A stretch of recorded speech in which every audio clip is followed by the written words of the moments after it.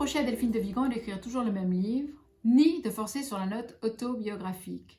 Preuve en est avec ce nouveau roman, Les enfants sont rois, publié chez Gallimard, et qui est bien éloigné de son univers personnel, et qui n'est pas sur Instagram, qui n'est pas sur Twitter, et qui n'est, je crois, même pas sur Facebook. Alors, petit retour en arrière. Vous vous souvenez, il y a 20 ans, cette émission Le Loft.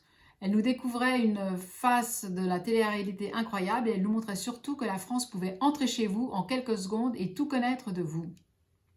Mélanie, l'héroïne de Delphine de Vigan, était une fervente spectatrice de ce genre d'émission.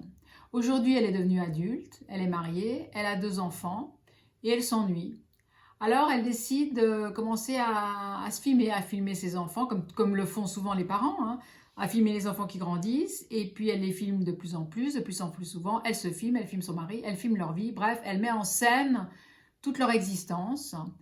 Et ça commence à bien marcher, ça marche même tellement bien qu'elle est contactée par les marques qui veulent les sponsoriser, c'est-à-dire qu'ils mangeront des céréales, trucs mûches et on le verra devant la caméra, ils cuisineront dans tel four et on le verra devant la caméra, elle se mettra tel mascara et on le verra devant la caméra, les enfants seront assaillis quasiment de jouets qu'ils ouvrent devant la caméra et l'entreprise devient très florissante, ils gagnent des millions d'euros par an jusqu'à ce qu'un jour leur fille soit enlevée. Là intervient une autre femme qui est inspectrice de police, Clara, et on va découvrir les portraits en miroir de ces 2 femmes qui sont extrêmement différentes l'une de l'autre.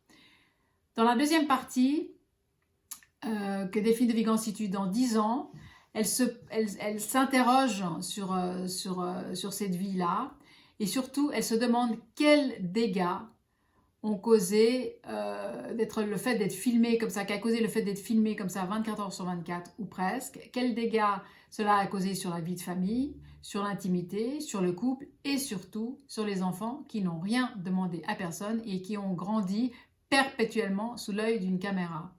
Donc ça prend à ce moment-là un peu des allures de polar, c'est assez palpitant.